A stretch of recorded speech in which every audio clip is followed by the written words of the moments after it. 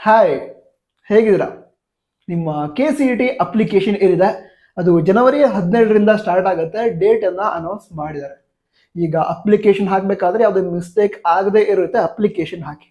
ಅದಕ್ಕೋಸ್ಕರ ಈಗ ಅಪ್ಲಿಕೇಶನ್ ಯಾವ ವೆಬ್ಸೈಟಲ್ಲಿ ಹಾಕೋದು, ಹೇಗೆ ಹಾಕೋದು, ಅಪ್ಲಿಕೇಶನ್ ಹಾಕೋದ್ರೊಳಗಡೆ ಎಷ್ಟು ಸ್ಟೆಪ್ಸ್ ಇರುತ್ತೆ, ಅದಂತರ ಯಾವ ಡಾಕ್ಯುಮೆಂಟ್ಸ್ ಬೇಕು, ಡಾಕ್ಯುಮೆಂಟ್ಸನ್ನು ಎಲ್ಲಿಂದ ರೆಡಿ ಮಾಡ್ಕೋಬೇಕು, ಎಲ್ಲ ಡೀಟೇಲ್ಸನ್ನು ಈಗ ಹೇಳ್ತಾ ಇದ್ದೀನಿ. ಸರಿ, ಈಗ ಮೊದಲನೇದಾಗಿ ಕರ್ನಾಟಕ ಎಕ್ಸಾಮಿನೇಷನ್ಸ್ ಅಥಾರಿಟಿ ಅವರು ಅಂದರೆ KCET ಎಕ್ಸಾಮ್ ಅನ್ನು ಕೂಡ ಇವರೇ ನಡೆಸ್ತಾರೆ. ಮುಂದೆ KCET ಕೌನ್ಸಿಲಿಂಗ್ ಏನಿದೆ ಅದನ್ನು ಕೂಡ KEದವರೇ ನಡೆಸ್ತಾರೆ. ಸೊ ಅವರು ಜನವರಿ 17ರಿಂದ ಈ KCET ಅಪ್ಲಿಕೇಶನ್ ಸ್ಟಾರ್ಟ್ ಆಗುತ್ತೆ ಅಂತ ಹೇಳಿದ್ದಾರೆ. ಸೊ ಈಗ ಅಪ್ಲಿಕೇಶನ್ ಏನಿದೆ ಅದನ್ನು ಯಾರ್ಯಾರು ಹಾಕಬೇಕು ಅದನ್ನು ಹೇಳೋದಾದ್ರೆ, ಈಗ engineering, nursing, BSc agriculture, veterinary, pharmacy, BNYS ಈ ಎಲ್ಲ ಕೋರ್ಸನ್ನ ಮಾಡಬೇಕು ಅಂತಿರೋ ವಿದ್ಯಾರ್ಥಿಗಳು ಅಪ್ಲೈ ಮಾಡಲೇಬೇಕು. ಯಾಕಂದ್ರೆ KCET ಎಕ್ಸಾಮ್ ಬರೀಬೇಕು. ಈಗ MBBS, BDS ಹಾಗೆ ಆಯುಷ್ ಕೋರ್ಸನ್ನ ಮಾಡಬೇಕು ಅಂತಿರೋ ವಿದ್ಯಾರ್ಥಿಗಳು ಅವರು ನೀಟ್ ಎಕ್ಸಾಮ್ಗೆ ಅಪ್ಲೈ ಮಾಡಬೇಕು, ನೀಟ್ ಎಕ್ಸಾಮನ್ನು ಬರಿಬೇಕು. ಅದರ ನಂತರ ಕರ್ನಾಟಕ ರಾಜ್ಯದಲ್ಲಿ ನಡೆಯುವಂಥ ಕೌನ್ಸಿಲಿಂಗ್ ಏನಿದೆ ಅದನ್ನು KEದವರು ನಡೆಸ್ತಾರೆ. ಯಾವುದು ಈ ಮೆಡಿಕಲ್ ಕೌನ್ಸಿಲಿಂಗ್ ಅನ್ನ KEದವರು ನಡೆಸ್ತಾರೆ. ಆ ಕೌನ್ಸಿಲಿಂಗ್ ಅಲ್ಲಿ ಪಾರ್ಟಿಸಿಪೇಟ್ ಮಾಡೋದಕ್ಕೆ ನೀವು ಕೂಡ KCETಗೆ ಅಪ್ಲೈ ಮಾಡಲೇಬೇಕು. KCETಗೆ ಅಪ್ಲೈ ಮಾಡಬೇಕು. ಹಾಗಂತ KCET ಎಕ್ಸಾಮ್ ಬರೆಯೋ ಅವಶ್ಯಕತೆ ಇಲ್ಲ. ನಿಮ್ಮ ಟಾರ್ಗೆಟ್ ಕೇವಲ MBBS, BDS ಅಥವಾ ಆಯುಷ್ ಕೋರ್ಸ್ ಆಗಿದ್ರೆ ಓಕೆ. ನೀಟ್ ಎಕ್ಸಾಮ್ ಬರೀಬೇಕು. NTA ಅಪ್ಲಿಕೇಶನ್ ಕರೆದಾಗ ಅಪ್ಲೈ ಮಾಡಿ ಎಕ್ಸಾಮ್ ಬರೀತೀರಾ. ಬಟ್ KCETಗೂ ಕೂಡ ಅಪ್ಲೈ ಮಾಡಿ ಇಟ್ಕೊಂಡಿರ್ತೀರಾ ಮುಂದೆ ನಡೆಯುವಂಥ ಕೌನ್ಸಿಲಿಂಗ್ ಅಲ್ಲಿ ಪಾರ್ಟಿಸಿಪೇಟ್ ಮಾಡೋದಕ್ಕೆ. ಅದ್ರ ಜೊತೆಗೇನೆ ಈಗ allied health science PPT course ಏನಿದೆ ಅದನ್ನ ಮಾಡಬೇಕು ಅಂತಿರೋ ವಿದ್ಯಾರ್ಥಿಗಳು ಕೂಡ KCETಗೆ ಅಪ್ಲೈ ಮಾಡಬೇಕು. KCET ಎಕ್ಸಾಮ್ ಬರೆಯೋ ಅವಶ್ಯಕತೆ ಇಲ್ಲ. ಕೇವಲ AHS allied health science course ಅಷ್ಟೇ ಇಷ್ಟ ಇದ್ರೆ ಬಟ್ ಅಪ್ಲೈ ಮಾಡಲೇಬೇಕು. ಓಕೆ, ಯಾಕಂದ್ರೆ ಈಗಲೇ ಅಪ್ಲಿಕೇಶನ್ ಕರೆದಿರ್ತಾರೆ. ಇದೇ ಅಪ್ಲಿಕೇಶನ್ ಮುಂದೆ ಕೌನ್ಸಿಲಿಂಗಿಗೆ ಕನ್ಸಿಡರ್ ಮಾಡ್ತಾರೆ. ಅದಕ್ಕೋಸ್ಕರ ಸರಿ, ಈಗ ಅಪ್ಲಿಕೇಶನ್ ಎಲ್ಲಿ ಹಾಕೋದು ಇದನ್ನು ನೀವು ಕೇಳೋದಾದ್ರೆ ಕರ್ನಾಟಕ ಎಕ್ಸಾಮಿನೇಷನ್ಸ್ ಅಥಾರಿಟಿ ಇವರ ಅಫಿಷಿಯಲ್ ವೆಬ್ಸೈಟ್ kea.kar.nic.in ಈ ವೆಬ್ಸೈಟನ್ನು ವಿಸಿಟ್ ಮಾಡಿ. ಈ ಪೇಜ್ ಓಪನ್ ಆಗುತ್ತೆ. ಇಲ್ಲದೇ ಇದ್ರೆ cetonline.karnataka.gov.in ಈ ವೆಬ್ಸೈಟನ್ನು ವಿಸಿಟ್ ಮಾಡಿ. ಆವಾಗಲೂ ಕೂಡ ಇದೇ ವೆಬ್ಸೈಟ್ ಓಪನ್ ಆಗೋದು, ಇದೇ ಪೇಜ್ ಓಪನ್ ಆಗುತ್ತೆ. ಅಲ್ಲಿ ಅಪ್ಲಿಕೇಶನ್ ಸ್ಟಾರ್ಟ್ ಆದಮೇಲೆ KCET 2026 ಆನ್ಲೈನ್ ಅರ್ಜಿ ಲಿಂಕ್ ಅಂತ ಇರುತ್ತೆ. ಅದನ್ನ ಕ್ಲಿಕ್ ಮಾಡ್ತೀರಾ. ಅದರ ನಂತರ ಅಪ್ಲಿಕೇಶನ್ ಹಾಕ್ತೀರಾ. ಅಪ್ಲಿಕೇಶನ್ ಅಲ್ಲಿ 2 ಸ್ಟೆಪ್ ಇರುತ್ತೆ. ಒಂದು ರಿಜಿಸ್ಟ್ರೇಷನ್, ಅದರ ನಂತರ ಅಪ್ಲಿಕೇಶನ್. ರಿಜಿಸ್ಟ್ರೇಷನ್ ಏನಿದೆ ಅದರಲ್ಲಿ ಕೆಲವು ಜನರಲ್ ಡೀಟೇಲ್ಸ್ ಅನ್ನ ಎಂಟರ್ ಮಾಡ್ತೀರಾ ನೀವು. ಓಕೆನಾ? ಆ ಜನರಲ್ ಡೀಟೇಲ್ಸ್ ಅನ್ನ ಎಂಟರ್ ಮಾಡಿ ಪಾಸ್ವರ್ಡ್ ಎಲ್ಲ ಕ್ರಿಯೇಟ್ ಮಾಡಿಕೊಂಡು ರಿಜಿಸ್ಟ್ರೇಷನ್ ಮಾಡ್ಕೋತೀರಾ. ರಿಜಿಸ್ಟ್ರೇಷನ್ ಆದ ನಂತರ ಮತ್ತೊಮ್ಮೆ ಲಾಗಿನ್ ಆಗಿ ಅಪ್ಲಿಕೇಶನ್ ಹಾಕ್ತೀರಾ. ಆ ಅಪ್ಲಿಕೇಶನ್ ಅಲ್ಲಿ ನೀವು ಯಾವ್ಯಾವ ಪರ್ಟಿಕ್ಯುಲರ್ ಕೋಟಾಗಳಿಗೆ, ಈಗ ಕನ್ನಡ ಮೀಡಿಯಂ ಕೋಟಾ, ರೂರಲ್ ಕೋಟಾ, ಹೈದರಾಬಾದ್ ಕರ್ನಾಟಕ ಕೋಟಾ, ಹಾಗೆ ಇನ್ಕಮ್ ಡೀಟೇಲ್ಸ್ ಅದನ್ನೆಲ್ಲ ಎಂಟರ್ ಮಾಡೋದಿರುತ್ತೆ. ಅದನ್ನ ಎಂಟರ್ ಮಾಡಬೇಕು. ಆ ಸಂದರ್ಭದಲ್ಲಿ ಹಲವಾರು ಡಾಕ್ಯುಮೆಂಟ್ಸ್ ಅನ್ನ ಅಪ್ಲೋಡ್ ಮಾಡೋದು ಕೂಡ ಇರುತ್ತೆ. ಸರಿನಾ? ಸೊ ಈ ರೀತಿ ಅಪ್ಲಿಕೇಶನ್ ಅಲ್ಲಿ 2 ಸ್ಟೆಪ್ ಇದೆ. ಅಪ್ಲಿಕೇಶನ್ ಸ್ಟಾರ್ಟ್ ಆದ್ಮೇಲೆ ಹೇಗೆ ಅಪ್ಲಿಕೇಶನ್ ಆಗಬೇಕು, ಯಾವ್ಯಾವ ಸ್ಟೆಪ್ಸ್ ಅನ್ನ ಹೇಗೆ ಫಾಲೋ ಮಾಡಬೇಕು ಅದನ್ನು ಕೂಡ ಡೀಟೇಲ್ ಆಗಿ ಹೇಳ್ತೀವಿ. ತಪ್ಪದೆ ಸಬ್ಸ್ಕ್ರೈಬ್ ಮಾಡಿ. ಅದಂತರ ಈ ವಿಡಿಯೋ ಕೂಡ 100% ಹೆಲ್ಪ್ ಆಗುತ್ತೆ. ಆಲ್ರೆಡಿ ಹೆಲ್ಪ್ ಆಗ್ತಾ ಇದೆ. ಮುಂದೆ ಹೇಳುವಂತಹ ವಿಷಯಗಳು ಇದಕ್ಕಿಂತ ಇಂಪಾರ್ಟೆಂಟ್, ಹೆಲ್ಪ್ ಆಗುತ್ತೆ. ತಪ್ಪದೆ ಲೈಕ್ ಮಾಡಿ. 1000 ಲೈಕ್ಸ್ ಆಗುತ್ತೆ ಪ್ರತಿಯೊಬ್ಬರು ಕೂಡ ಇದೆ. ಸರಿ, ಈಗ ಅಪ್ಲಿಕೇಶನ್ ಹಾಕಬೇಕಾದ್ರೆ ಹಲವಾರು ಡಾಕ್ಯುಮೆಂಟ್ಸನ್ನ ಅಪ್ಲೋಡ್ ಮಾಡಬೇಕು ಅಂತ ಹೇಳಿದೆ. ಆ ಡಾಕ್ಯುಮೆಂಟ್ಸ್ಗಳಲ್ಲಿ ಕೆಲವು ಡಾಕ್ಯುಮೆಂಟ್ಸ್ ಮ್ಯಾಂಡೇಟರಿ ಡಾಕ್ಯುಮೆಂಟ್, ಅಂದರೆ ಈಗ ಅಪ್ಲಿಕೇಶನ್ ಹಾಕ್ತೀರಾ ಅಂತ ಹೇಳಿದ್ರೆ ಆ ಎಲ್ಲ ಡಾಕ್ಯುಮೆಂಟ್ಸ್ ನಿಮ್ಮ ಬಳಿ ಇರಲೇಬೇಕು. ಈ ರೀತಿ ಕೆಲವು ಡಾಕ್ಯುಮೆಂಟ್ಸ್ ಇದಾವೆ. ಮತ್ತೆ ಕೆಲವು ಡಾಕ್ಯುಮೆಂಟ್ಸ್ ನೀವು ಯಾವ್ಯಾವ ಕೋಟಾಗಳನ್ನು, ರಿಸರ್ವೇಷನ್ಗಳನ್ನು ಕ್ಲೇಮ್ ಮಾಡ್ತೀರಾ ಅದರ ಆಧಾರದ ಮೇಲೆ ನೀವು ಆ ಡಾಕ್ಯುಮೆಂಟ್ಸನ್ನು ಅಪ್ಲೋಡ್ ಮಾಡಬಹುದು ಅಥವಾ ಆ ಡೀಟೇಲ್ಸನ್ನು KEದವರಿಗೆ ನೀಡಬಹುದು. ಅವುಗಳ ಬಗ್ಗೆ ಈಗ ತಿಳಿದುಕೊಳ್ತಾ ಹೋಗೋಣ. ಮೊದಲಿಗೆ ಈ ಮ್ಯಾಂಡೇಟರಿ ಡಾಕ್ಯುಮೆಂಟ್, ಕಂಪಲ್ಸರಿ ಡಾಕ್ಯುಮೆಂಟ್, ನೀವು ಅಪ್ಲಿಕೇಶನ್ ಹಾಕ್ತೀರಾ ಅಂತ ಹೇಳಿದ್ರೆ ನಿಮ್ಮ ಬಳಿ ಇರಲೇಬೇಕು. ಆ ಡಾಕ್ಯುಮೆಂಟ್ಸ್ ಅನ್ನು ತಿಳಿದುಕೊಳ್ತಾ ಹೋಗೋಣ. ಈಗ ಈ SSLC ಮಾರ್ಕ್ಸ್ ಕಾರ್ಡ್ ಬೇಕಾಗುತ್ತೆ. SSLC ಅಥವಾ 10th ಮಾರ್ಕ್ಸ್ ಕಾರ್ಡ್ ಇದು ಬೇಕಾಗುತ್ತೆ. ನೀವು ಸ್ಟಾರ್ಟಿಂಗ್ ಅಲ್ಲಿ ಲಾಗಿನ್ ಆದ ನಂತರ, ಅಂದ್ರೆ ಲಾಗಿನ್ ಆಗೋದಕ್ಕೆ ರಿಜಿಸ್ಟ್ರೇಷನ್ ಮಾಡ್ತೀರಲ್ವಾ, ರಿಜಿಸ್ಟ್ರೇಷನ್ ಮಾಡೋದಕ್ಕೆ ಫಸ್ಟ್ ಸ್ಟೆಪ್ಪೇ ನೀವು ನಿಮ್ಮ SSLC ರಿಜಿಸ್ಟರ್ ನಂಬರ್ನ ಎಂಟರ್ ಮಾಡಬೇಕು ಅಂತ. CBSE ICSE ವಿದ್ಯಾರ್ಥಿಗಳಾಗಿದ್ರೆ ರೋಲ್ ನಂಬರ್ನ ಎಂಟರ್ ಮಾಡಬೇಕು ಅಂತ ಕೇಳಿರ್ತಾರೆ. ಸೊ ನೀವು ನಿಮ್ಮ SSLC ರಿಜಿಸ್ಟರ್ ನಂಬರ್ನ ಎಂಟರ್ ಮಾಡಿದ ನಂತರ ನೀವು Karnataka state board under study ಮಾಡಿದ್ರೆ ನಿಮ್ಮ ಹೆಸರು, ನಿಮ್ಮ ತಂದೆ ಹೆಸರು, ತಾಯಿ ಹೆಸರು, ಡೇಟ್ ಆಫ್ ಬರ್ತ್, ಈ ಎಲ್ಲ ಡೀಟೇಲ್ಸ್ ಏನಿದೆ ಅದನ್ನ KEದವರು ಡೈರೆಕ್ಟ್ ಆಗಿ KSEAB ಕಡೆಯವರಿಂದನೇ ಪಡೆದುಕೊಂಡ್ಬಿಡ್ತಾರೆ. ಡೈರೆಕ್ಟಾಗಿ ಪಡ್ಕೊಂಡ್ಬಿಡ್ತಾರೆ. ಅದರ ನಂತರ ನೀವು ರಿಜಿಸ್ಟ್ರೇಷನ್ ಮಾಡ್ಕೋತೀರಾ, ID ಪಾಸ್ವರ್ಡ್ ಕ್ರಿಯೇಟ್ ಆಗುತ್ತೆ. ಆ ID ಪಾಸ್ವರ್ಡನ್ನು ಸೇಫ್ ಆಗಿ ಇಟ್ಕೊಂಡಿರಿ.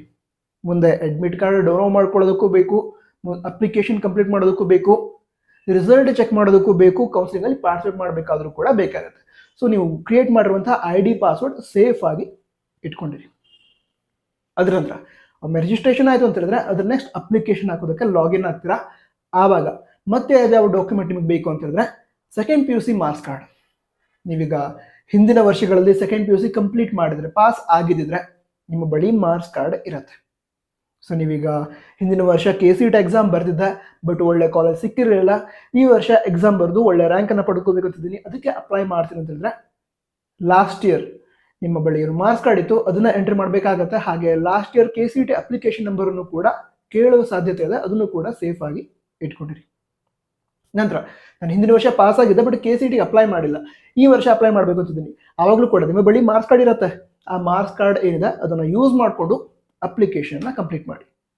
ನಂತರ ಫ್ರೆಷರ್ಸ್ ಯಾರಿದ್ದಾರೆ ಅಂದರೆ ಈ ವರ್ಷ ಸೆಕೆಂಡ್ PUC ಎಕ್ಸಾಮನ್ನು ಬರಿತಾ ಇರುವಂತಹ ವಿದ್ಯಾರ್ಥಿಗಳು.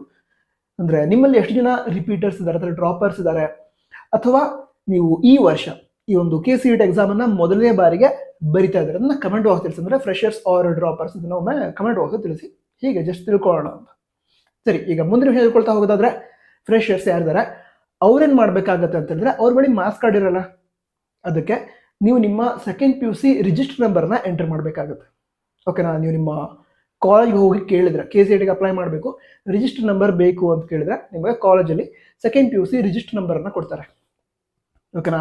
ಅಕಸ್ಮಾತ್ ರಿಜಿಸ್ಟರ್ ನಂಬರ್ ಅವೈಲೇಬಲ್ ಇಲ್ಲ ಅಂತ ಹೇಳಿದ್ರೆ ಪ್ರಾಕ್ಟಿಕಲ್ ಎಕ್ಸಾಮ್ ಇದೆಯಲ್ಲ ಮುಂದೆ, ಆ ಪ್ರಾಕ್ಟಿಕಲ್ ಎಕ್ಸಾಮ್ಗೆ ಅಂತ ಹಾಲ್ ಟಿಕೆಟ್ ಕೊಡ್ತಾರೆ, ಅದ್ರ ಮೇಲೆ ರಿಜಿಸ್ಟರ್ ನಂಬರ್ ಇರುತ್ತೆ. ಅಕಸ್ಮಾತ್ ರಿಜಿಸ್ಟರ್ ನಂಬರ್ ಇಲ್ಲ ಅಂತ ಹೇಳಿದ್ರೆ ಸ್ಟೂಡೆಂಟ್ ನಂಬರ್ ಆದರೂ ಇರುತ್ತೆ.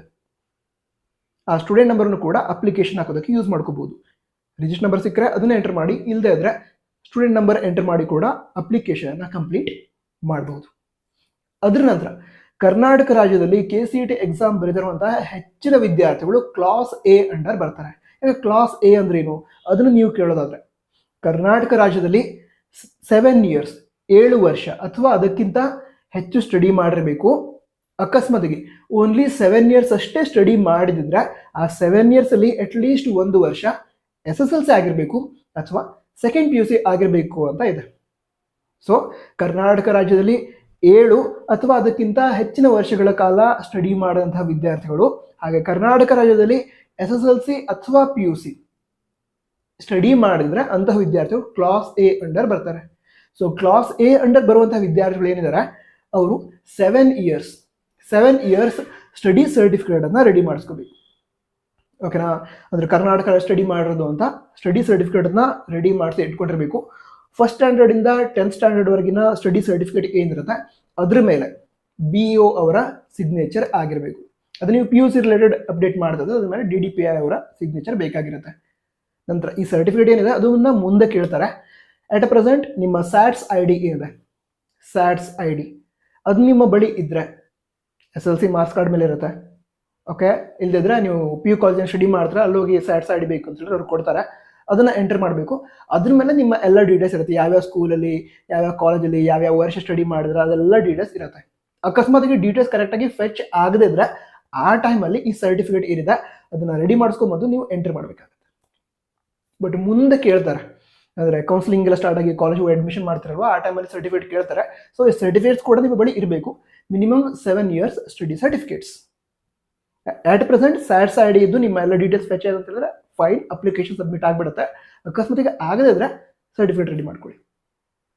ಸರಿ, ಈಗ ಮುಂದೆ ಮತ್ತೆ ಯಾವ ಡಾಕ್ಯುಮೆಂಟ್ ಬೇಕಾಗುತ್ತೆ ಇದನ್ನ ನೀವು ಕೇಳೋದಾದ್ರೆ ರೀಸೆಂಟ್ ಪಾಸ್ಪೋರ್ಟ್ ಸೈಜ್ ಫೋಟೋ, ಇದನ್ನ ಸ್ಕ್ಯಾನ್ ಮಾಡಿ ಅಪ್ಲೋಡ್ ಮಾಡ್ತೀರಾ. ಮುಂದೆ ನಿಮ್ಮ ಅಡ್ಮಿಟ್ ಕಾರ್ಡ್ ಏನಿದೆ, ಹಾಲ್ ಟಿಕೆಟ್, ಅದ್ರ ಮೇಲೂ ಕೂಡ ಈಗ ಅಪ್ಲೋಡ್ ಮಾಡುವಂತಹ ಫೋಟೋನೇ ಇರುತ್ತೆ. ಸರಿನಾ? ಅದಕ್ಕೋಸ್ಕರ recent passport size colour photo ಇದು ರೆಡಿ ಮಾಡಿ ಇಟ್ಕೊಂಡಿರಿ. ಅದರ ನಂತರ ನಿಮ್ಮ ಸಿಗ್ನೇಚರ್ ಏನಿದೆ, ಸಿಗ್ನೇಚರ್ ಅದನ್ನು ಕೂಡ ಒಂದು ವೈಟ್ ಶೀಟ್ ಮೇಲೆ ಹಾಕ್ತೀರಾ, ಅದನ್ನು ಕೂಡ ಸ್ಕ್ಯಾನ್ ಮಾಡಿ ಅಪ್ಲೋಡ್ ಮಾಡೋದಿರುತ್ತೆ. ಹಾಗೆ ಲೆಫ್ಟ್ ಹ್ಯಾಂಡ್ ಥಂಬ್ ಇಂಪ್ರೆಷನ್ ಅದನ್ನು ಕೂಡ ಕೇಳ್ತಾರೆ. So left hand thumb impression ಅದನ್ನು ಅಪ್ಲೋಡ್ ಮಾಡೋದಿರುತ್ತೆ. ಅದರ ಜೊತೆಗೇನೆ ಮತ್ತೆ ನಿಮ್ಮ ಬ್ಯಾಂಕ್ ಡೀಟೇಲ್ಸನ್ನು ಕೂಡ ಕೇಳಿರ್ತಾರೆ. ಯಾಕಂತ ಹೇಳಿದ್ರೆ ನೀವೀಗ ಪೇ ಮಾಡಿರ್ತೀರಾ, ಅದರ ಎಕ್ಸೆಸ್ ಫೀಸ್ ಎಷ್ಟು ಫೀಸ್ ಇದೆಯೋ ಅದಕ್ಕಿಂತ ಜಾಸ್ತಿ ಫೀಸನ್ನು ಪೇ ಮಾಡೋದನ್ನ ರೀಫಂಡ್ ಮಾಡೋದಿರುತ್ತೆ. ಸೊ ಆ ಎಲ್ಲ ಪ್ರೊಸೆಸ್ಗೆ ವಿದ್ಯಾರ್ಥಿಗಳ ಅಕೌಂಟ್ ಡೀಟೇಲ್ಸ್ ಕೂಡ ಕೇಳ್ತಾರೆ. ನಂತರ Aadhaar card, updated Aadhaar card ಇರಲಿ. ಅಪ್ಡೇಟೆಡ್ ಆಧಾರ್ ಕಾರ್ಡ್ ಅಂತ ಹೇಳಿದ್ರೆ ನಿಮ್ಮ SSLC ಮಾರ್ಕ್ಸ್ ಕಾರ್ಡ್ ಹಾಗೆ ಆಧಾರ್ ಕಾರ್ಡ್ ಎರಡರಲ್ಲೂ ಕೂಡ ಡೀಟೇಲ್ಸ್ ಸೇಮ್ ಇರಬೇಕು. ನಿಮ್ಮ ಹೆಸರು, ತಂದೆ ಹೆಸರು, ತಾಯಿ ಹೆಸರು, ಡೇಟ್ ಆಫ್ ಬರ್ತ್ ಎಲ್ಲ ಕರೆಕ್ಟ್ ಆಗಿರಬೇಕು. ಒಂದು ಸ್ಪೆಲ್ಲಿಂಗ್ ಕೂಡ ಚೇಂಜ್ ಆಗಿರಬಾರ್ದು. ಆ ರೀತಿ ಇರುವಂತಹ ಆಧಾರ್ ಕಾರ್ಡನ್ನು ರೆಡಿ ಮಾಡಿ ಇಟ್ಕೊಂಡಿರಿ. ಎರಡು ಸೇಮ್ ಇತ್ತು ಅಂತ ಹೇಳಿದ್ರೆ ಫೈನ್. ಅಕಸ್ಮಾತಾಗಿ ನಿಮ್ಮದು ತುಂಬ ಹಳೆಯ ಫೋಟೋ ಇದೆ, ಚೈಲ್ಡ್ಹುಡ್ ಫೋಟೋ ಇದೆ ಆಧಾರ್ ಕಾರ್ಡ್ ಮೇಲೆ, ಆ ರೀತಿ ಇದ್ರೆ ಆಧಾರ್ ಕಾರ್ಡನ್ನು ಅಪ್ಡೇಟ್ ಮಾಡಿಸಿ. ಓಕೆನಾ? ಅದ್ರ ಜೊತೆಗೆ ಸ್ಪೆಲ್ಲಿಂಗ್ ಏನಾದ್ರು ಚೇಂಜ್ ಇದ್ದರೆ ಆಧಾರ್ ಕಾರ್ಡ್ ಮತ್ತು SSLC ಮಾರ್ಕ್ಸ್ ಕಾರ್ಡಲ್ಲಿ, ಆವಾಗ SSLC ಮಾರ್ಕ್ಸ್ ಕಾರ್ಡ್ನಲ್ಲಿ ಇರೋ ರೀತಿ ನಿಮ್ಮ ಆಧಾರ್ ಕಾರ್ಡನ್ನು ಅಪ್ಡೇಟ್ ಮಾಡಿಸ್ಕೊಳ್ಳಿ. ಸರಿ, ಇವಿಷ್ಟು ಮ್ಯಾಂಡೇಟರಿ ಡಾಕ್ಯುಮೆಂಟ್. ಇದ್ರ ಜೊತೆಗೇನೆ ಒಂದು ಮೊಬೈಲ್ ನಂಬರ್ ಬೇಕಾಗುತ್ತೆ, ಆಕ್ಟಿವ್ ಮೊಬೈಲ್ ನಂಬರ್. ಅಂದರೆ ಆ ಮೊಬೈಲ್ ನಂಬರ್ಗೆ ಮೆಸೇಜ್ ಕಳಿಸಿದ್ರೆ ನಿಮಗೆ ಬರಬೇಕು, ಕಾಲ್ ಮಾಡಿದ್ರೆ ನಿಮಗೆ ಬರಬೇಕು. ಆ ಮೊಬೈಲ್ಗೆ ಅಂದರೆ ಆ ನಂಬರ್ಗೆ ರೀಚಾರ್ಜ್ ಕೂಡ ಇರಬೇಕು. ಆ ನಂಬರ್ ನೀವು ಚೆಕ್ ಮಾಡೋ ರೀತಿ ಇರಬೇಕು ರೆಗ್ಯುಲರ್ ಬೇಸಿಸ್ ಮೇಲೆ. ಆ ರೀತಿ ಇರುವಂತಹ ಒಂದು ಮೊಬೈಲ್ ನಂಬರ್ ಬೇಕಾಗುತ್ತೆ. ಯಾಕೆ ಅಂತ ಹೇಳಿದ್ರೆ ಕೌನ್ಸಿಲಿಂಗ್ ಆಯಿತು ಅಥವಾ ಮುಂದಿನ ಸ್ಟೆಪ್ಸ್ ಏನಿರುತ್ತೆ, ಅಪ್ಲಿಕೇಶನ್ ಹಾಕಿದ ನಂತರ ಇರುವಂತಹ ಎಲ್ಲ ಸ್ಟೆಪ್ಸ್, ಅಡ್ಮಿಟ್ ಕಾರ್ಡನ್ನು ಡೌನ್ಲೋಡ್ ಮಾಡ್ಕೊಳ್ಳೋದು, ಎಕ್ಸಾಮ್ ಡೇಟ್, ನಂತರ ಎಕ್ಸಾಮ್ ಎಲ್ಲ ಆಗುತ್ತೆ, ಇದೆಲ್ಲ ಡೀಟೇಲ್ಸ್ ಏನಿದೆ ಇದು ನಿಮಗೆ ಮೊಬೈಲಲ್ಲಿ ವಾಟ್ಸಪ್ನಲ್ಲಿ ಮೆಸೇಜ್ ಮಾಡ್ತಾರೆ ಕೇದವರು. ಸೊ ಅದೆಲ್ಲ ಚೆಕ್ ಮಾಡೋ ರೀತಿ ಇರಬೇಕು. ಯಾಕಂದರೆ ಎಲ್ಲ ಸ್ಟೆಪ್ಸ್ ಅಪ್ ಟು ಡೇಟ್ ನಿಮಗೆ ಗೊತ್ತಿರಬೇಕು. ಅಂದರೆ ಓಕೆ ಈ ಸ್ಟೆಪ್ ಇದೆ ಕಂಟಿನ್ಯೂಸ್ ಆಗಿ ಗೊತ್ತಾಗ್ತಾ ಇರಬೇಕಲ್ವಾ. ನಾವು ಹೇಳ್ತೀವಿ, ನಮಗೆ ಸಬ್ಸ್ಕ್ರೈಬ್ ಮಾಡ್ಕೊಂಡಿದ್ರೆ ನಿಮಗೆ ಎಲ್ಲ ಡೀಟೇಲ್ಸ್ ಟೈಮ್ಗೆ ಸಿಗುತ್ತೆ. ಅದ್ರ ಜೊತೆಗೇನೆ ವಾಟ್ಸಪ್ಪಲ್ಲಿ ಕೇಳಿದವರು ಫ್ರೀಯಾಗಿ ಇದೆಲ್ಲ ಫೆಸಿಲಿಟಿ ಪ್ರೊವೈಡ್ ಮಾಡ್ತಾ ಇರಬೇಕಾದ್ರೆ ಅದನ್ನು ಯೂಸ್ ಮಾಡ್ಕೋಬೇಕಲ್ವಾ, ಯೂಸ್ ಮಾಡ್ಕೊಳ್ಳಿ. ಸೊ ಒಂದು ಮೊಬೈಲ್ ನಂಬರ್ ಬೇಕಾಗಿರುತ್ತೆ, ಆ್ಯಕ್ಟಿವ್ ಇರುವಂತಹ ಮೊಬೈಲ್ ನಂಬರನ್ನ ಯೂಸ್ ಮಾಡ್ಕೊಳ್ಳಿ. ಅದಂತರ ಒಂದು ಇಮೇಲ್ ID ಕೂಡ ಬೇಕು. ಆ ಇಮೇಲ್ ID ಕೂಡ ಯಾವಾಗೂ ಕ್ರಿಯೇಟ್ ಮಾಡಿದ್ದೆ, ಪಾಸ್ವರ್ಡ್ ಮರ್ತೋಗ್ಬಿಟ್ಟಿದೆ, ಆ ರೀತಿ ಬೇಡ. ನಿಮ್ಮ ಅದ್ರ ಪಾಸ್ವರ್ಡ್ ಕೂಡ ಇರಬೇಕು. ಮೇಲ್ ಏನಾದರೂ ಅದಕ್ಕೆ ಕಳಿಸಿದ್ರೆ, ಕೇದವ್ರು ಏನಾದರೂ ಮೇಲ್ ಕಳಿಸಿದ್ರೆ ಅದು ಚೆಕ್ ಮಾಡೋ ರೀತಿ ಕೂಡ ಇರಬೇಕು. ಆ ರೀತಿ ಒಂದು ಇಮೇಲ್ ID ರೆಡಿ ಇಟ್ಕೊಂಡ್ರಿ. ಅಪ್ಲಿಕೇಶನ್ ಹಾಕೋದಕ್ಕೆ ಈ ಎಲ್ಲ ಮ್ಯಾಂಡೇಟರಿ ಡಾಕ್ಯುಮೆಂಟ್ಸ್ ಅಥವಾ ಡೀಟೇಲ್ಸ್ ಬೇಕಾಗತ್ತೆ. ಅದಂತರ ಮತ್ತೇನೇನು ಬೇಕು ಅದನ್ನು ನಿಮಗೆ ಹೇಳೋದಾದ್ರೆ, ಈಗ ಮುಂದೆ ಹೇಳುವಂತಹ ಡಾಕ್ಯುಮೆಂಟ್ಸ್ ಏನಿದೆ ಅದು ನಿಮಗೆ ಪರ್ಟಿಕ್ಯುಲರ್ ರಿಸರ್ವೇಷನ್ಸ್ ಅಥವಾ ಕೋಟಾಗಳನ್ನು ನೀವು ಕ್ಲೇಮ್ ಮಾಡ್ತೀರ ಅಂತ ಹೇಳಿದ್ರೆ ಆ ಟೈಮಲ್ಲಿ ಬೇಕಾಗತ್ತೆ. ಮೊದಲೇದಾಗಿ SNQ quota, supernumerary quota, ತುಂಬ ವಿದ್ಯಾರ್ಥಿಗಳಿಗೆ ತುಂಬ ಹೆಲ್ಪ್ ಮಾಡಿದಂತಹ ಕೋಟಾ ಇದು. ಯಾಕಂತ ಹೇಳಿದ್ರೆ ಎಂಜಿನಿಯರಿಂಗ್ ಕೋರ್ಸ್ ಏನಿದೆ ಅದರ ಫೀಸ್ ಜನರಲ್ ಆಗಿ 1 lakh ಪ್ಲಸ್ ಇರುತ್ತೆ. 1,15,000, 1,16,000 ಅರೌಂಡ್ ಆ ರೀತಿ ಫೀಸ್ ಇರುತ್ತೆ. ಅದೇ ಸೀಟ್ ಟಾಪ್ ಬ್ರಾಂಚ್, ಟಾಪ್ ಕಾಲೇಜಲ್ಲೂ ಕೂಡ ಕಂಪ್ಯೂಟರ್ ಸೈನ್ಸ್ ಬ್ರಾಂಚ್ ಅಥವಾ AIML ತುಂಬ ಒಳ್ಳೆ ಕಾಲೇಜಲ್ಲಿ, ಬೆಸ್ಟ್ ಕಾಲೇಜಲ್ಲಿ, ಕರ್ನಾಟಕದ ಟಾಪ್ 1 ಕಾಲೇಜಲ್ಲಿ ಕೂಡ ನಿಮಗೆ ಸಿಗುತ್ತೆ ತುಂಬ ಕಡಿಮೆ ಫೀಸ್ಗೆ. ಯಾವಾಗ ಅಂತ ಹೇಳಿದ್ರೆ ಈ SNQ ಕೋಟಾಕ್ಕೆ ನೀವು ಎಲಿಜಿಬಲ್ ಇದ್ರೆ. ಹಾಗಾದರೆ ಎಲಿಜಿಬಿಲಿಟಿ ಏನು ಅದನ್ನು ಹೇಳೋದಾದ್ರೆ, ನಿಮ್ಮ ಫ್ಯಾಮಿಲಿ ಇನ್ಕಮ್, ವಾರ್ಷಿಕ ಆದಾಯ 8 ಲಕ್ಷಕ್ಕಿಂತ ಕಡಿಮೆ ಇದ್ರೆ ನೀವು SNQ ಕೋಟಾಕ್ಕೆ ಎಲಿಜಿಬಲ್ ಅಂತ. ಓಕೆನಾ? ಸೊ ಅದಕ್ಕೋಸ್ಕರ ನಿಮ್ಮ ಇನ್ಕಮ್ ಸರ್ಟಿಫಿಕೇಟ್ ವೆರಿಫೈ ಮಾಡಿಸ್ಬೇಕು. ಇದಕ್ಕೆ ಸಂಬಂಧ ಒಂದು ಗುಡ್ ನ್ಯೂಸ್ ಏನು ಅಂತ ಹೇಳಿದ್ರೆ, ಇದಕ್ಕೆ ಕ್ಯಾಟಗರಿಯನ್ನು ಕನ್ಸಿಡರ್ ಮಾಡಲ್ಲ, ಕೇವಲ ಇನ್ಕಮ್ ಅನ್ನಷ್ಟೇ ಕನ್ಸಿಡರ್ ಮಾಡೋದು. ನೀವು ಜನರಲ್ ಮೆರಿಟ್ ಕ್ಯಾಂಡಿಡೇಟ್ ಆಗಿದ್ರು ಕೂಡ SNQ ಕೋಟಾಕ್ಕೆ ಎಲಿಜಿಬಲ್ ಆಗಿರ್ತೀರಾ. ತುಂಬ ವಿದ್ಯಾರ್ಥಿಗಳು ಹೇಳ್ತಾ ಇರ್ತಾರೆ ನಾವು ಜನರಲ್ ಮೆರಿಟ್ ಆಗಿರೋದ್ರಿಂದ ನಮ್ಗೆ ಯಾವುದು ಸ್ಕಾಲರ್ಶಿಪ್ ಸಿಕ್ಕಿರಲ್ಲ ಅಂತ. ಇದರೊಳಗಡೆ ಸ್ಕಾಲರ್ಶಿಪ್ ಅಂತ ಅಲ್ಲದೆ ಇದ್ರೂ ಕೂಡ ಫೀಸ್ ರೆಡ್ಯೂಸ್ ಆಗುತ್ತೆ based on your income. So general merit candidate ಆಗಿದ್ರು ಕೂಡ ಬಡವರ ಮಕ್ಕಳು ಆಗಿದ್ರೆ ನಿಮಗೆ ಈ SNQ ಕೋಟಾ ಸಿಗುತ್ತೆ. ಅದೇ ಹೇಳಿದ್ನಲ್ವ, 1,15,000 ಇರುವಂತಹ ಸೀಟ್ ಏನಿದೆ ಟಾಪ್ ಕಾಲೇಜಲ್ಲಿ ಅದು ನಿಮಗೆ ಒಂದು 30,000, 35,000 ಒಳಗಡೆ ಸಿಗುತ್ತೆ ಎಂಜಿನಿಯರಿಂಗ್ಗೆ. ಸರಿನಾ?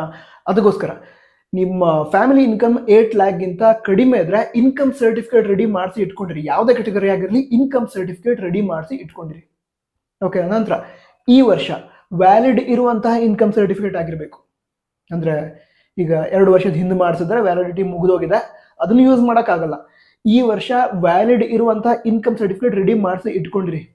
ನಿಮ್ಮ ಹತ್ತಿರದ ತಹಸೀಲ್ದಾರ್ ಆಫೀಸಿಗೆ ಹೋದ್ರೆ ರೆಡಿ ಮಾಡಿಕೊಡ್ತಾರೆ, ಭಾಳ ಟೈಮ್ ಬೇಕಾಗಲ್ಲ. ಇನ್ಕಮ್ ಸರ್ಟಿಫಿಕೇಟ್ ರೆಡಿ ಮಾಡಿಸಿ ಇಟ್ಕೊಂಡಿರಿ. ಆ ಇನ್ಕಮ್ ಸರ್ಟಿಫಿಕೇಟ್ ಮೇಲೆ ಇರುವಂತಹ RD ನಂಬರ್ನ ಎಂಟ್ರಿ ಮಾಡಬೇಕಾಗತ್ತೆ. ನೀವು ಎಂಟ್ರಿ ಮಾಡಿದ ನಂತರ ಅದನ್ನು ಆನ್ಲೈನಲ್ಲೇ ವೆರಿಫೈ ಮಾಡಿಬಿಡ್ತಾರೆ ಕೇಳಿದವರು. ಜಾಸ್ತಿ ಟೈಮ್ ಬೇಕಾಗಲ್ಲ, ಬೇಗ ವೆರಿಫೈ ಆಗಿಬಿಡುತ್ತೆ. ಓಕೆ. ಸೊ ಯಾವುದೇ ಕ್ಯಾಟಗರಿ ಆಗಿದ್ರು ಕೂಡ, ಅಂದರೆ SC, ST, OBC, general merit, ಯಾವುದೇ ಕ್ಯಾಟಗರಿ ವಿದ್ಯಾರ್ಥಿಗಳಾಗಿದ್ರು ಕೂಡ ನಿಮ್ಮ ಇನ್ಕಮ್ ಏನಾದರೂ 8 lakhಗಿಂತ ಕಡಿಮೆ ಇದ್ರೆ ಇದೊಂದು ಸರ್ಟಿಫಿಕೇಟ್, ಇನ್ಕಮ್ ಸರ್ಟಿಫಿಕೇಟ್ ರೆಡಿ ಮಾಡಿಸಿ ಇಟ್ಕೊಂಡಿರಿ. ಅದರ ನಂತರ caste certificate, SC, ST category 1, 2A, 2B, 3A, 3B ಈ ಕ್ಯಾಟಗರಿ ಅಂಡರ್ ನೀವು ಬರ್ತಾ ಇದ್ರೆ ಕಾಸ್ಟ್ ಸರ್ಟಿಫಿಕೇಟ್ ಕೂಡ ರೆಡಿ ಮಾಡಿಸಿ ಇಟ್ಕೊಂಡಿರಿ. ಯಾಕಂದ್ರೆ ಕಾಸ್ಟ್ ಬೇಸ್ಡ್ ರಿಸರ್ವ್ಡ್ ಸೀಟ್ಸ್ ಇರುತ್ತೆ ಕೆಲವೊಮ್ಮೆ ಫೀಸ್ ರಿಡಕ್ಷನ್ ಆಗೋದಿರುತ್ತೆ, ಫೀಸ್ ತುಂಬ ಕಡಿಮೆ ಆಗುತ್ತೆ. SST ವಿದ್ಯಾರ್ಥಿಗಳಂತೂ ತುಂಬ ಕಡಿಮೆ ಆಗುತ್ತೆ, 750 rupees ಏನೋ ಫೀಸ್ ಇರುತ್ತೆ, ತುಂಬ ಕಡಿಮೆ. ಸೊ ಇದೇ ರೀತಿ ಈ ಕ್ಯಾಟಗರಿ ಬೇಸ್ ಮೇಲೆ ಫೀಸ್ ರೆಡ್ಯೂಸ್ ಆಗೋದಿರುತ್ತೆ. ಅದಕ್ಕೋಸ್ಕರ ಈ ಕ್ಯಾಟಗರಿಯನ್ನು ಕೂಡ ಅಥವಾ ಕಾಸ್ಟ್ ಸರ್ಟಿಫಿಕೇಟ್ ಕೂಡ ಕರೆಕ್ಟ್ ಆಗಿ ರೆಡಿ ಮಾಡಿಸಿ ಇಟ್ಕೊಂಡ್ರಿ. ಈ ವರ್ಷ ವ್ಯಾಲಿಡ್ ಇರುವಂತಹ ಕಾಸ್ಟ್ ಸರ್ಟಿಫಿಕೇಟ್ ಇರಲಿ. ನಂತರ OBC ಕ್ಯಾಟಗರಿ ವಿದ್ಯಾರ್ಥಿಗಳು ಏನಿರ್ತಾರೆ 2A 2B 3A 3B ಅವರಿಗೆ ಇನ್ಕಮ್ ಸರ್ಟಿಫಿಕೇಟ್ ಮತ್ತು ಕಾಸ್ಟ್ ಸರ್ಟಿಫಿಕೇಟ್ ಎರಡೂ ಒಂದೇ ಇರುತ್ತೆ. ಸೆಪರೇಟಾಗಿ ಕೂಡ ಮಾಡಿಸ್ಕೋಬಹುದು ಬೇಕಿದ್ರೆ, ಬಟ್ ಒಂದೇ ಇರುತ್ತೆ. SC ST ವಿದ್ಯಾರ್ಥಿಗಳು ಹಾಗೆ ಕ್ಯಾಟಗರಿ 1 ವಿದ್ಯಾರ್ಥಿಗಳಿಗೆ ಇನ್ಕಮ್ ಸರ್ಟಿಫಿಕೇಟ್ ಬೇರೆ, ಕ್ಯಾಟಗರಿ ಸರ್ಟಿಫಿಕೇಟ್ ಬೇರೆ ಇರುತ್ತೆ. ರೆಡಿ ಮಾಡಿಸಿ ಇಟ್ಕೊಂಡಿರಿ. ಓಕೆ. ಅದರ ನಂತರ ಹೈದರಾಬಾದ್ ಕರ್ನಾಟಕ ಪ್ರದೇಶಕ್ಕೆ ಸೇರಿದಂತಹ ವಿದ್ಯಾರ್ಥಿಗಳು ಏನಿದ್ದಾರೆ, ಹೈದರಾಬಾದ್ ಕರ್ನಾಟಕ ಪ್ರದೇಶಕ್ಕೆ ಸೇರಿದಂತಹ ವಿದ್ಯಾರ್ಥಿಗಳು ಅವರಿಗೆ ರಿಸರ್ವ್ಡ್ ಸೀಟ್ಸ್ ಇರುತ್ತೆ. ಸೊ ನೀವು ಹೈದರಾಬಾದ್ ಕರ್ನಾಟಕ ಪ್ರದೇಶದ ವಿದ್ಯಾರ್ಥಿಗಳಾಗಿದ್ರೆ ಮರೀದೆ 371J ಸರ್ಟಿಫಿಕೇಟ್ನ ರೆಡಿ ಮಾಡಿಸಿ ಇಟ್ಕೊಂಡಿರಿ. ಎಷ್ಟು ಅಡ್ವಾಂಟೇಜ್ ಅಂತ ಹೇಳಿದ್ರೆ ಅದು ಈವನ್ MBBSಗೂ ಕೂಡ ಹೆಲ್ಪ್ ಆಗುತ್ತೆ. ಅಂದರೆ ರ್ಯಾಂಕ್ ಕಡಿಮೆ ಬಂದಿದೆ ಬಟ್ ಸ್ಟಿಲ್ ಸೀಟ್ ಸಿಕ್ಬಿಡುತ್ತೆ. ಎಂಜಿನಿಯರಿಂಗು ಹಾಗಾಗುತ್ತೆ. ಟಾಪ್ ಕಾಲೇಜ್ ರಿಸರ್ವ್ಡ್ ಸೀಟ್ಸ್ ಇರುತ್ತೆ ಹೈದರಾಬಾದ್ ಕರ್ನಾಟಕ ವಿದ್ಯಾರ್ಥಿಗಳಿಗೆ ಅಂತ ಒಂದು 3 ಸೀಟ್ ಅಂತ ತಿಳ್ಕೋಣ. ನಿಮ್ಮ ರ್ಯಾಂಕ್ ಅಷ್ಟು ಚೆನ್ನಾಗಿ ಬಂದಿಲ್ಲ, ನಿಮ್ಮ ರ್ಯಾಂಕ್ ಪ್ರಕಾರ ಆ ಕಾಲೇಜಲ್ಲಿ ಸೀಟ್ ಸಿಗೋ ಚಾನ್ಸಸ್ ಇಲ್ಲ. ಬಟ್ ಹೈದರಾಬಾದ್ ಕರ್ನಾಟಕ ಪ್ರದೇಶಕ್ಕೆ ಸೇರಿದವರಾಗಿದ್ದು ಆ ಒಂದು ಸರ್ಟಿಫಿಕೇಟ್ ನಿಮ್ಮ ಬಳಿ ಇದ್ರೆ ನಿಮಗೆ ಸೀಟ್ ಸಿಗೋ ಚಾನ್ಸ್ ಇರುತ್ತೆ. ಅದಕ್ಕೋಸ್ಕರ ಈ ಎಲ್ಲ ಡಾಕ್ಯುಮೆಂಟ್ಸನ್ನು ಕರೆಕ್ಟಾಗಿ ರೆಡಿ ಮಾಡಿ ಇಟ್ಕೊಂಡಿರಿ. ಅದಂತರ ಮತ್ತೆ ಯಾವ್ಯಾವ ಡಾಕ್ಯುಮೆಂಟ್ ಬೇಕು ಇದನ್ನು ಹೇಳೋದಾದ್ರೆ, ನೀವೀಗ ಕನ್ನಡ ಮೀಡಿಯಂ ಕೋಟಾಕ್ಕೆ ಎಲಿಜಿಬಲ್ ಇದ್ರೆ, ಕನ್ನಡ ಮೀಡಿಯಂ ಕೋಟಾ ಅಂತ ಹೇಳಿದ್ರೆ ನೀವು ಫಸ್ಟ್ ಸ್ಟ್ಯಾಂಡರ್ಡಿಂದ 1ನೇ ತರಗತಿಯಿಂದ 10ನೇ ತರಗತಿಯವರೆಗೆ ಕಂಪ್ಲೀಟ್ ಆಗಿ ನಾನು ಕನ್ನಡ ಮೀಡಿಯಂನಲ್ಲೇ ಸ್ಟಡಿ ಮಾಡಿದ್ದೀನಿ, ಈ ರೀತಿ ಇದ್ರೆ ನೀವು ಕನ್ನಡ ಮೀಡಿಯಂ ಕೋಟಾಕ್ಕೆ ಎಲಿಜಿಬಲ್. ನೀವು ಕನ್ನಡ ಮೀಡಿಯಂ ಕೋಟಾಕ್ಕೆ ಎಲಿಜಿಬಲ್ ಇದ್ದೀರಾ ಅಂತ ಹೇಳಿದ್ರೆ ಅದಕ್ಕೆ ಸ್ವಂತ ಸರ್ಟಿಫಿಕೇಟ್ಸ್ ಅನ್ನು ರೆಡಿ ಮಾಡ್ಕೋಬೇಕು. ಅಂದರೆ ಫಸ್ಟ್ ಸ್ಟ್ಯಾಂಡರ್ಡಿಂದ 10th ಸ್ಟ್ಯಾಂಡರ್ಡ್ವರೆಗೆ ಕನ್ನಡ ಮೀಡಿಯಂನಲ್ಲಿ ಯಾವ್ಯಾವ ಸ್ಕೂಲ್ಗಳಲ್ಲಿ ಸ್ಟಡಿ ಮಾಡಿದಿರೋ ಆ ಎಲ್ಲ ಸ್ಕೂಲ್ಗಳಿಗೆ ಹೋಗಿ ಈ ಕನ್ನಡ ಮೀಡಿಯಂ ಸ್ಟಡಿ ಸರ್ಟಿಫಿಕೇಟನ್ನು ರೆಡಿ ಮಾಡ್ಕೋಬೇಕು. ನಂತರ ಈ ಕನ್ನಡ ಮೀಡಿಯಂ ಸ್ಟಡಿ ಸರ್ಟಿಫಿಕೇಟ್ನ ಫಾರ್ಮೆಟ್ ಯಾವ ರೀತಿ ಇರುತ್ತೆ ಇದನ್ನು ಕೂಡ KA ರಿಲೀಸ್ ಮಾಡ್ತಾರೆ. ಅಪ್ಲಿಕೇಶನ್ ಸ್ಟಾರ್ಟ್ ಆಗುತ್ತಲ್ವಾ, ಸ್ಟಾರ್ಟ್ ಆದ ಕೂಡಲೇ ರಿಲೀಸ್ ಮಾಡ್ತಾರೆ. ಸೊ ಅದೇ ಫಾರ್ಮೆಟ್ ಒಳಗಡೆ ರೆಡಿ ಮಾಡಿ ಇಟ್ಕೊಂಡಿರಿ. ಅದಂತರ ರೂರಲ್ ಕೋಟಾಕ್ಕೆ ನೀವು ಎಲಿಜಿಬಲ್ ಇದ್ರೆ, ರೂರಲ್ ಕೋಟ ಅಂದರೆ ಏನು ಅಂತ ಹೇಳಿದ್ರೆ ನೀವು ಫಸ್ಟ್ ಸ್ಟ್ಯಾಂಡರ್ಡಿಂದ 10th ಸ್ಟ್ಯಾಂಡರ್ಡ್ವರೆಗೆ 10ನೇ ತರಗತಿವರೆಗೆ ಕಂಪ್ಲೀಟ್ ಆಗಿ 10 ವರ್ಷಗಳ ಕಾಲ ರೂರಲ್ ಏರಿಯಾದಲ್ಲಿ ಬರುವಂತಹ ಸ್ಕೂಲ್ಗಳಲ್ಲಿ ಶಾಲೆಗಳಲ್ಲಿ ಸ್ಟಡಿ ಮಾಡಿದ್ರೆ ನೀವು ಈ ರೂರಲ್ ಕೋಟಾಕ್ಕೆ ಎಲಿಜಿಬಲ್ ಆಗಿರ್ತೀರ. ಸೊ ನೀವು ರೂರಲ್ ಕೋಟಾಕ್ಕೆ ಎಲಿಜಿಬಲ್ ಇದ್ರೆ ಅದ್ರ ಜೊತೆಗೇನೆ ನೀವೀಗ 2A 2B 3A 3B SC ST category under ಬರುವಂಥ ವಿದ್ಯಾರ್ಥಿಗಳಾಗಿದ್ರೆ ನೀವೇನು ಮಾಡಬೇಕು ಅಂತ ಹೇಳಿದ್ರೆ ಫಸ್ಟ್ ಸ್ಟ್ಯಾಂಡರ್ಡಿಂದ 10th ಸ್ಟ್ಯಾಂಡರ್ಡ್ವರೆಗೆ ಯಾವ್ಯಾವ ಸ್ಕೂಲ್ಗಳಲ್ಲಿ ಸ್ಟಡಿ ಮಾಡಿದ್ರೋ ಅಲ್ಲಿ ಹೋಗಿ ರೂರಲ್ ಏರಿಯಾ ಸ್ಟಡಿ ಸರ್ಟಿಫಿಕೇಟನ್ನು ರೆಡಿ ಮಾಡಿಸ್ಬೇಕು. ಹಾಗಾದರೆ ಜನರಲ್ ಮೆರಿಟ್ ಕ್ಯಾಂಡಿಡೇಟ್ಸ್ ಅವರಿಗೆ ರೂರಲ್ ಕೋಟಾ ಸಿಗಲ್ವಾ ಅಂತ ನೀವು ಕೇಳಿದ್ರೆ ಸಿಗತ್ತೆ. ಜನರಲ್ ಮೆರಿಟ್ ಕ್ಯಾಂಡಿಡೇಟ್ಸ್ಗೂ ಕೂಡ ರೂರಲ್ ಕೋಟಾ ಸಿಗತ್ತೆ. ನಿಮಗೆ ಮತ್ತೊಂದು ಎಕ್ಸ್ಟ್ರಾ ಸರ್ಟಿಫಿಕೇಟನ್ನು ರೆಡಿ ಮಾಡಿಸ್ಕೋಬೇಕು ನೀವು. ಅಂದರೆ 1ನೇ ತರಗತಿಯಿಂದ 10ನೇ ತರಗತಿವರೆಗೆ ರೂರಲ್ ಏರಿಯಾದಲ್ಲಿ ಸ್ಟಡಿ ಮಾಡಿದಂಥ ಸರ್ಟಿಫಿಕೇಟ್ಸನ್ನು ರೆಡಿ ಮಾಡಿಸ್ಕೋತೀರಾ ಆ ಸ್ಕೂಲ್ಗಳಿಗೆ ಹೋಗಿ. ಅದ್ರ ಜೊತೆಗೇನೆ ನಾನ್ ಕ್ರೀಮಿ ಲೇಯರ್ ಸರ್ಟಿಫಿಕೇಟನ್ನು ಕೂಡ ರೆಡಿ ಮಾಡಿಸ್ಬೇಕು ನೀವು. ಎಲ್ಲಿ ಸಿಗುತ್ತೆ ಅದು ನೀವು ಕೇಳೋದಾದ್ರೆ ಕಂದಾಯ ಇಲಾಖೆ ಅಥವಾ ತಹಸೀಲ್ದಾರ್ ಆಫೀಸ್ಗೆ ನೀವು ಹೋದರೆ ನಾನ್ ಕ್ರೀಮಿ ಲೇಯರ್ ಸರ್ಟಿಫಿಕೇಟ್ ಬೇಕು ಅಂತ ಹೇಳಿದ್ರೆ ಅವರು ರೆಡಿ ಮಾಡಿ ಕೊಡ್ತಾರೆ. ಸೊ ನೀವು ರೂರಲ್ ಕೋಟಾಕ್ಕೆ ಎಲಿಜಿಬಲ್ ಇದ್ದು GM ಕ್ಯಾಂಡಿಡೇಟ್ಸ್ ಆಗಿದ್ರೆ, ಜನರಲ್ ಮೆರಿಟ್ ಕ್ಯಾಂಡಿಡೇಟ್ ಆಗಿದ್ರೆ ಫಸ್ಟ್ ಸ್ಟ್ಯಾಂಡರ್ಡಿಂದ 10th ಸ್ಟ್ಯಾಂಡರ್ಡ್ವರೆಗಿನ rural area study certificate ready ಮಾಡ್ಕೋತೀರಾ. ಅದ್ರ ಜೊತೆಗೇನೆ ನಾನ್ ಕ್ರೀಮಿ ಲೇಯರ್ ಸರ್ಟಿಫಿಕೇಟ್ ಕೂಡ ರೆಡಿ ಮಾಡ್ಕೋತೀರಾ. ಇದೆರಡು ಬೇಕು. ಎರಡು ಇದ್ರೆ ಮಾತ್ರ ರೂರಲ್ ಕೋಟಾ ಕ್ಲೇಮ್ ಆಗುತ್ತೆ. ಬಟ್ ಬೇರೆ ಕ್ಯಾಟಗರಿ ವಿದ್ಯಾರ್ಥಿಗಳಿಗೆ SC ST OBC ವಿದ್ಯಾರ್ಥಿಗಳಿಗೆ ನಾನ್ ಕ್ರೀಮಿ ಲೇಯರ್ ಸರ್ಟಿಫಿಕೇಟ್ ಬೇಕು ಅಂತ ಹೇಳಿಲ್ಲ. ಅವರು ರೂರಲ್ ಏರಿಯಾದಲ್ಲಿ ಸ್ಟಡಿ ಮಾಡಿರುವಂತಹ ಸ್ಟಡಿ ಸರ್ಟಿಫಿಕೇಟ್ ರೆಡಿ ಮಾಡಿ ಅದನ್ನು ಸಬ್ಮಿಟ್ ಮಾಡಿದರೆ ಸಾಕಾಗುತ್ತೆ. ಓಕೆ, ಇವಿಷ್ಟು ಡಾಕ್ಯುಮೆಂಟ್ಸ್ ಆಯಿತು. ಅದರ ನಂತರ PH ಕ್ಯಾಂಡಿಡೇಟ್ಸ್ ಆಗಿದ್ರೆ, ಫಿಸಿಕಲಿ ಚಾಲೆಂಜ್ಡ್ ಕ್ಯಾಂಡಿಡೇಟ್ಸ್ ಆಗಿದ್ರೆ ಅವರ ಬಳಿ UDID ಇರಬೇಕಾಗುತ್ತೆ. ಅದನ್ನು ಎಂಟ್ರಿ ಮಾಡೋದಿರುತ್ತೆ. ಅದರ ನಂತರ ಈ ಎಕ್ಸಾಮ್ ಆದಮೇಲೆ ಕೌನ್ಸಿಲಿಂಗಿಂತ ಮೊದಲು ಅವರು ಎಕ್ಸಾಮ್ ನಡೆಸ್ತಾರೆ, ಫಿಸಿಕಲ್ ಎಕ್ಸಾಮಿನೇಷನ್ ಅಥವಾ ಮೆಡಿಕಲ್ ಟೆಸ್ಟನ್ನು ನಡೆಸ್ತಾರೆ. ಸೊ ಅದರಲ್ಲಿ ಪಾರ್ಟಿಸಿಪೇಟ್ ಮಾಡಿ ನೀವು ಎಲಿಜಿಬಲ್ ಆಗ್ಬೋದು ಈ PH ಕೋಟಾಕ್ಕೆ. ಸೊ ಇವಿಷ್ಟು ಡಾಕ್ಯುಮೆಂಟ್ಸ್ ಇರಬೇಕಾಗತ್ತೆ. ಅದ್ರ ಜೊತೆಗೇನೆ ನೀವೀಗ ಸ್ಪೆಷಲ್ ಕ್ಯಾಟಗರಿಗೆ ಬಿಲಾಂಗ್ ಆಗ್ತಾ ಇದ್ರೆ, ಅಂದರೆ defence, ex defence, NCC, sports quota, ಅದಂತರ CAPF, ex-CAPF, ಸೊ ಈ ರೀತಿ ಏನಾದರೂ ಇದ್ದರೆ ಸ್ಪೆಷಲ್ ಕ್ಯಾಟಗರಿಗೆ ನೀವು ಒಳಪಡ್ತಾ ಇದ್ರೆ ಆ ಟೈಮಲ್ಲಿ ಅವುಗಳಿಗೆ ಸಂಬಂಧಂತಹ ಡಾಕ್ಯುಮೆಂಟ್ಸ್ ಕೂಡ ನಿಮ್ಮ ಬಳಿ ಇರಬೇಕಾಗತ್ತೆ. ಸೊ ಈ ಎಲ್ಲ ಡಾಕ್ಯುಮೆಂಟ್ಸ್ ನೀವು ರೆಡಿ ಇಟ್ಕೊಂಡಿರಬೇಕು. ಸೊ ಇದಿಷ್ಟು ವಿಷಯ ಆಗಿತ್ತು. ಮತ್ತೆ ಡೌಟ್ ಇದೆ ಅದನ್ನು ಬಿಟ್ಟು ಕೂಡ ಡೌಟ್ ಇದ್ರೆ ಕಮೆಂಟ್ ತಿಳಿಸಿ. ಮುಂದಿನ ವಿಡಿಯೋದಲ್ಲಿ ಸಿಗೋಣ ಮತ್ತು ಹೆಚ್ಚಿನ ಇನ್ಫಾರ್ಮೇಷನ್ ಒಂದಿಗೆ. ನಂತರ ವಿಡಿಯೋ ನಿಮ್ಗೆ ಹೆಲ್ಪ್ ಆಗಿದ್ರೆ ನಿಮ್ಮ ಫ್ರೆಂಡ್ಸ್ಗೂ ಹೆಲ್ಪ್ ಆಗುತ್ತೆ. ವಿಡಿಯೋನ ಅವರಿಗೂ ಕೂಡ ಶೇರ್ ಮಾಡಿ. ಶೇರ್ ಮಾಡೋದ್ರಿಂದ ನನಗೆ ನಿಮ್ಮಿಂದ ಹೆಲ್ಪ್ ಆದ ರೀತಿ ಆಗುತ್ತೆ, ನಮಗೆ ನಿಮ್ಮಿಂದ ಸಪೋರ್ಟ್ ಸಿಕ್ಕ ರೀತಿ ಆಗುತ್ತೆ. ಫ್ರೆಂಡ್ಸ್ಗೆ ಶೇರ್ ಮಾಡಿ. ನಮ್ಮ ವಾಟ್ಸಪ್ ಚಾನಲ್ ಇದೆ, ಅಲ್ಲಿ ಕೂಡ ಜಾಯ್ನ್ ಆಗೋ ಲಿಂಕ್ ಡಿಸ್ಕ್ರಿಪ್ಷನ್ ಅದೇ ರೀತಿ ಟಾಪ್ ಬಾಕ್ಸಲ್ಲಿ ಇರುತ್ತೆ. ಚೆನ್ನಾಗಿ ಸ್ಟಡಿ ಮಾಡಿ, ಅಪ್ಲಿಕೇಶನ್ ಕೂಡ ಕರೆಕ್ಟಾಗಿ ಹಾಕಿ. ಚೆನ್ನಾಗಿ ಸ್ಟಡಿ ಮಾಡಿ, ಅಪ್ಲಿಕೇಶನ್ ಕೂಡ ಕರೆಕ್ಟಾಗಿ ಹಾಕಿ. ನಿಮಗೆ ಬೇಕಾಗುವಂತಹ ಎಲ್ಲ ಗೈಡೆನ್ಸನ್ನು ನಾವು ಪ್ರೊವೈಡ್ ಮಾಡ್ತೀವಿ. All the best. ಜೈ ಹಿಂದ್, ವಂದೇ ಮಾತರಂ.